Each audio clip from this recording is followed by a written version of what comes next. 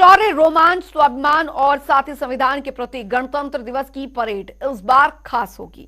आजादी के अमृत महोत्सव का भव्य नजारा परेड में देखने को मिलेगा। भारतीय वायुसेना, थल सेना और नौसेना के लड़ाकू विमानों की ताकत पूरी दुनिया देखेगी। राजपथ से 75 विमान अपनी ताकत का प्रदर्शन करते नजर आएंगे। गणतंत्र दिवस समारोह का समापन भी खास रहेगा।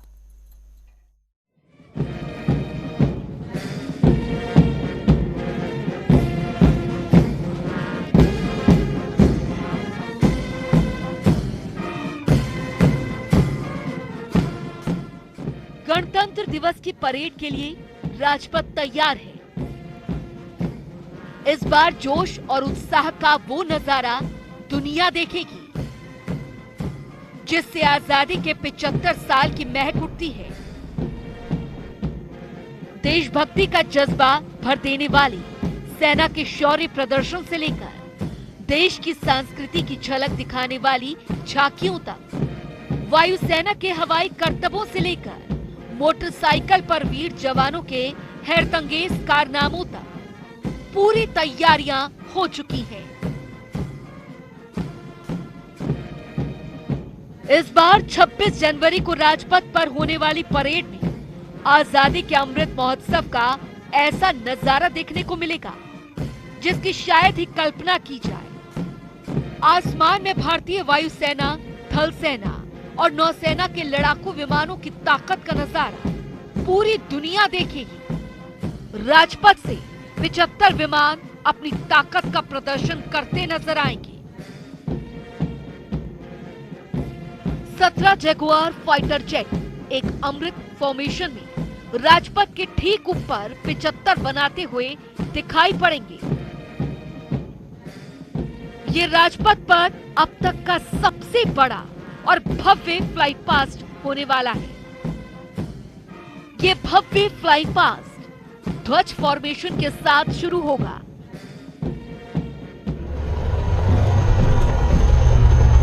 जिसमें परेड के साथ 4 Mi-17 V5 हेलीकॉप्टर उड़ान भरेंगे।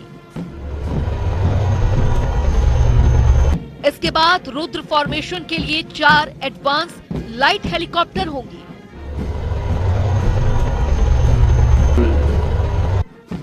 परेड के बाद फ्लाई पास्ट के दौरान राहत फॉर्मेशन के 5 ALH एरो फॉर्मेशन में उड़ान भरेंगे।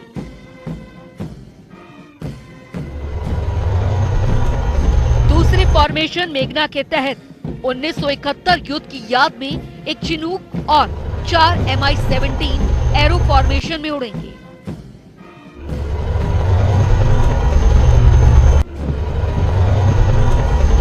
तीसरा फॉर्मेशन एकलव्य के तहत एक Mi-35 हेलीकॉप्टर और 4 अपाचे हेलीकॉप्टर एरो फॉर्मेशन में उड़ान भरेंगे।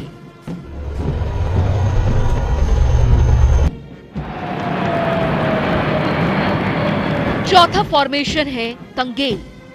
1971 के युद्ध में तंगेल एयर ड्रॉप की याद में एक डकोटा विंटेज ट्रांसपोर्ट एयरक्राफ्ट और 2 डॉर्नियर एयरक्राफ्ट विंग फॉर्मेशन में उड़ेंगे।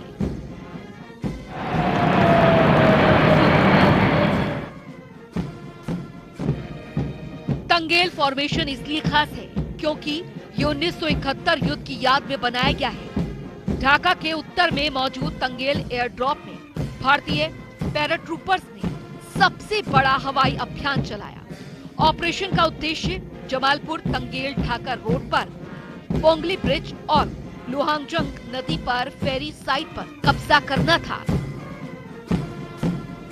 ताकि पाकिस्तानी सेना की 93वीं ब्रिगेड को रोका जा सके।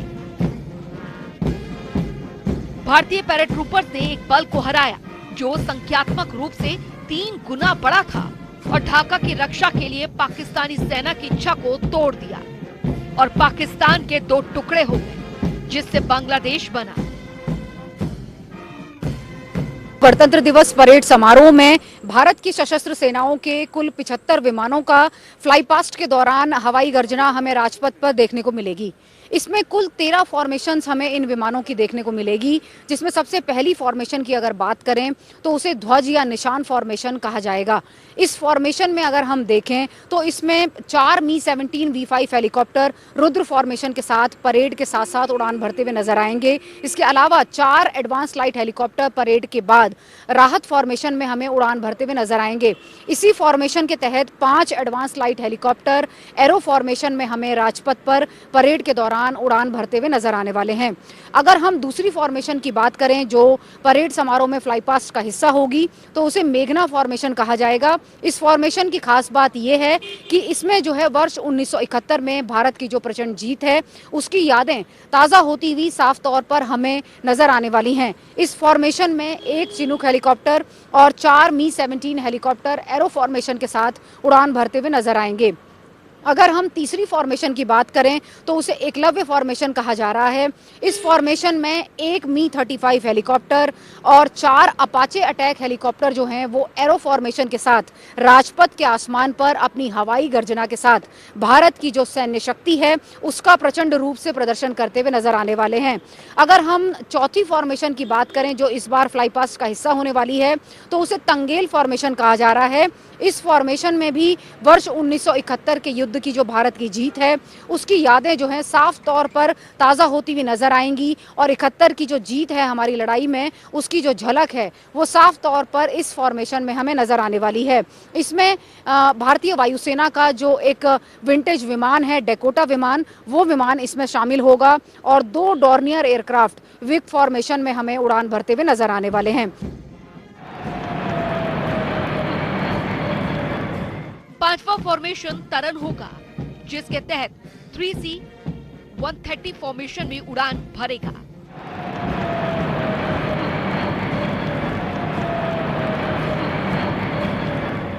छठे फॉर्मेशन में नेत्रा में एक ओवेक्स एयरक्राफ्ट, 2 सुखोई और 2 मिग-29 एक साथ एयर फॉर्मेशन में उड़ान भरेंगे।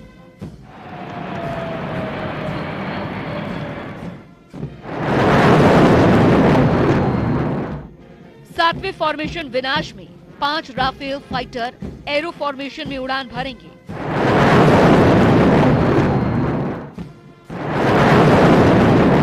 आठवें फॉर्मेशन बाज में एक राफेल, 2 मिग-29,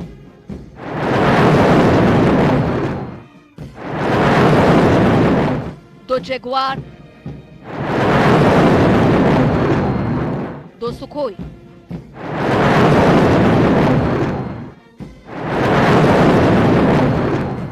नौवें फॉर्मेशन त्रिशूल में 3 सुखोई उड़ान भरते हुए त्रिशूल का आकार बनाएंगे।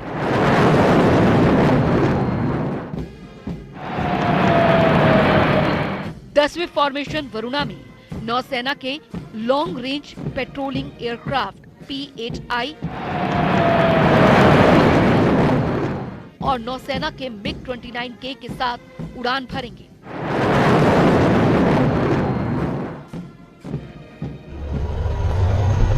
11वें फॉर्मेशन तिरंगा में 5 ALH,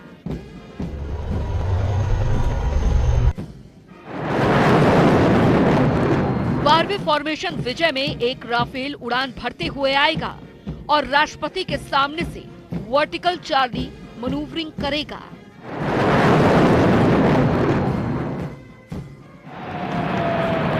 13वें फॉर्मेशन अमृत के तहत 17 जैगुआर एक साथ 75 अंक के आकार में उड़ान भरेंगे। 5वीं फॉर्मेशन की बात करें जो फ्लाई पास्ट का हिस्सा है तो उसको तरन फॉर्मेशन कहा जा रहा है। इस फॉर्मेशन में 3 जो है C-17 C-130J एयरक्राफ्ट होंगे। छठी फॉर्मेशन जो है उसे नेत्रा फॉर्मेशन कहा जा रहा है। इसमें एक एवेक्स एयरक्राफ्ट होगा, 2 सुखोई विमान होंगे और 2 मिग-29 विमान एरो फॉर्मेशन के साथ उड़ान भरते हुए नजर आने वाले हैं। इसके अलावा अगर हम 7वीं फॉर्मेशन की बात करें तो ये एक बहुत ही खास फॉर्मेशन है। इसको विनाश फॉर्मेशन के नाम से जाना जाएगा।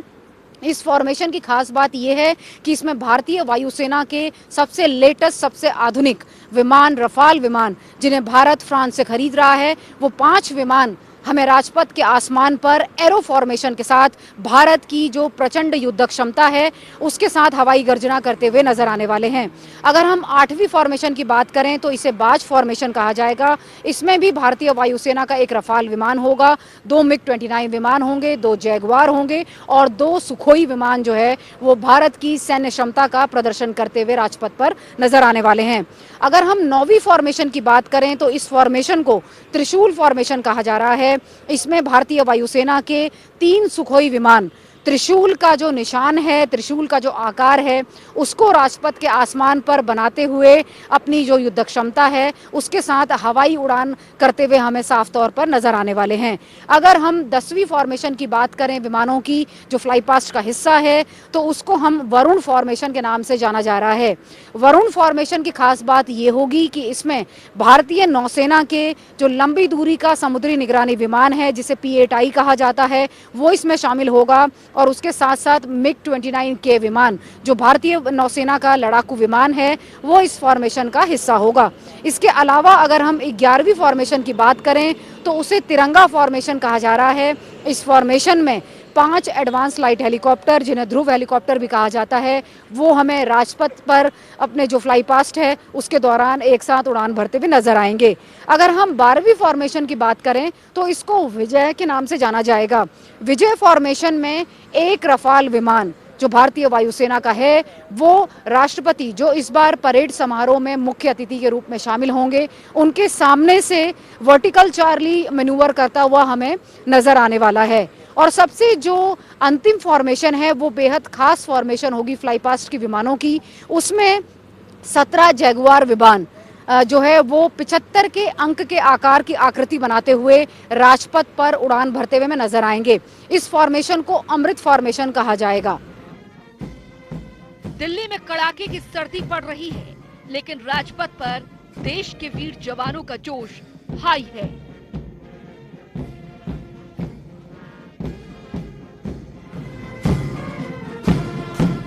वो खून कहो किस मतलब का जिसमें उबाल का नाम नहीं, वो खून कहो किस मतलब का जो आ सके देश के काम नहीं। गणतंत्र के जयकारों से गूंजने के लिए राजपथ सज कर तैयार है। इस बार आजादी के अमृत महोत्सव की थीम पर बहुत कुछ खास होगा। 75 साल में पहली बार गणतंत्र दिवस की परेड 30 मिनट देरी से शुरू होगी। इसके अलावा बीटिंग रिट्रीट में 1000 से ज्यादा ड्रोन अपना शो पेश करेंगे। हजारों ड्रोन के जरिए एयर शो करने वाले देशों में भारत का नाम भी शुमार हो गया है। इससे पहले चीन, रूस और अमेरिका के पास ही ऐसी तकनीक थी। 30 मिनट देरी से शुरू होगी गणतंत्र दिवस की परेड। सुबह 10 बजे नहीं बल्कि 10:30 बजे शुरू होगी परेड। राजपथ पर दोनों तरफ 10 बड़ी LCD स्क्रीन का इंतजाम। ऑटो चालकों, मजदूरों, फ्रंटलाइन वर्कर्स के लिए सीट रिजर्व। कोरोना प्रोटोकॉल के तहत दर्शकों की संख्या में भी कमी की गई है। बीटिंग द रिट्रीट में भव्य ड्रोन शो का आयोजन होगा। बीटिंग द रिट्रीट में 1000 से ज्यादा ड्रोन शो पेश करेंगे। आजादी के अमृत महोत्सव की थीम पर ड्रोन शो होगा।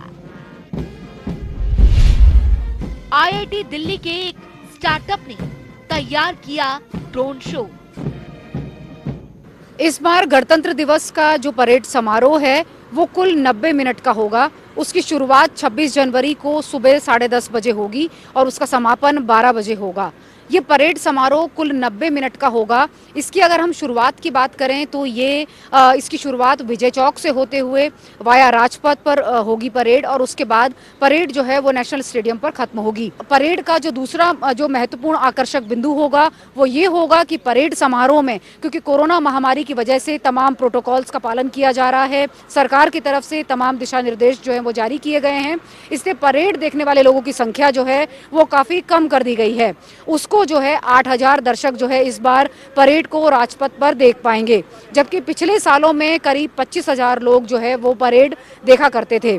लेकिन इस बार परेड का एक और भी मतलब आकर्षक बिंदु है, वो ये रहेगा कि केंद्र सरकार की तरफ से पहली बार जो निर्माण कार्य में लगे हुए मजदूर हैं, फ्रंट लाइन हेल्थ वर्कर्स हैं, ऑटो रिक्शा चालक हैं, ऑटो वर्कर्स हैं, उनको परेड देखने के लिए आमंत्रित किया गया है। लेकिन इसमें सरकार ने एक नियम जो है वो अनिवार्य रूप से लागू किया है, वो ये है कि जो भी ये लोग खास तौर पर जिनको आमंत्रित किया जा रहा है, जिसमें चाहे निर्माण कार्य में लगे हुए मजदूर हों, फ्रंट लाइन हेल्थ वर्कर्स हों या फिर ऑटो वर्कर्स हों, उन सभी लोगों को कोरोना वैक्सीन जो है वो उनकी डबल डोज यानी दोनों डोज कोरोना वैक्सीन की वो लगी हुई होनी चाहिए। सभी लोग परेड स्थल पर मास्क पहनकर आएंगे और हमें देखने को मिलेगा कि कोरोना के जो प्रोटोकॉल हैं उनका परेड समारोह के दौरान पूरी तरीके से पालन किया जाएगा। यानी सारी जो जगह है परेड समारोह स्थल की, उसके आसपास सैनिटाइजर की भी व्यवस्था होगी, मास्क भी जो है हमें नजर आने वाले हैं कि कई कई जगहों पर आपको मास्क भी मिलेंगे।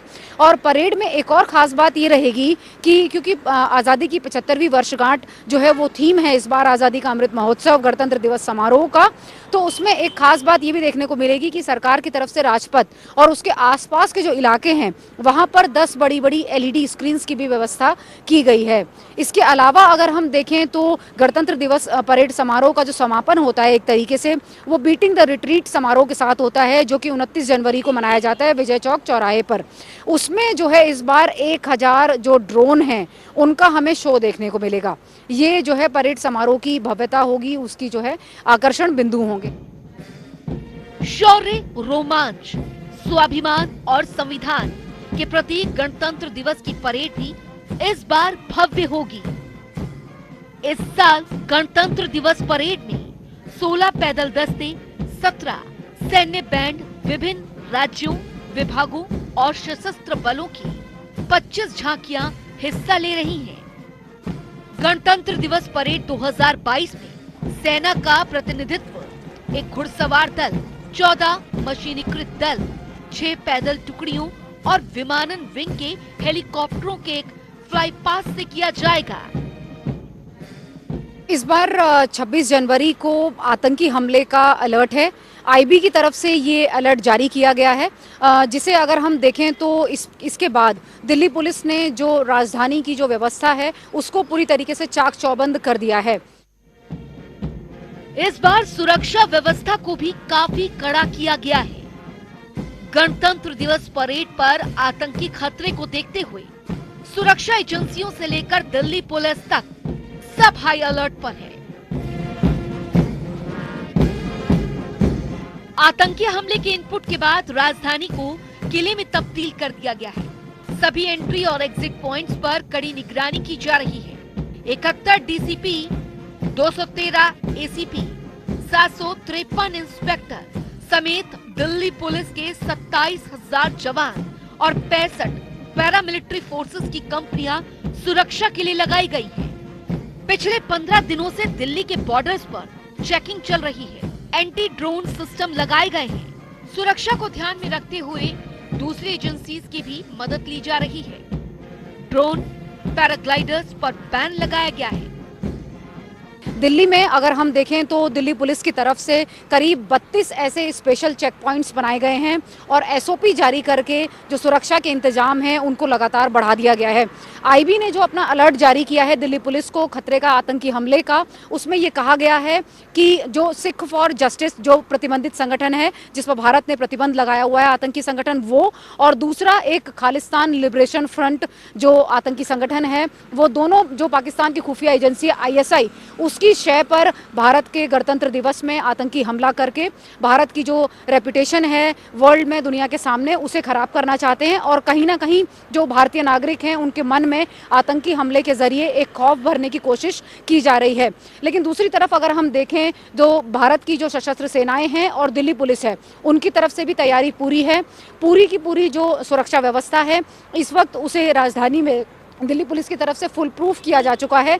अलग अलग जगहों पर सुरक्षा बढ़ाई जा रही है, जांच भी की जा रही है और दिल्ली पुलिस के जो जवान हैं, उनकी जो टीम्स हैं, लगातार उनकी जो वैन्स हैं वो मूवमेंट कर रही हैं और सुरक्षा का जो है वो पल पल का अपडेट और जायजा जो है वो लिया जा रहा है।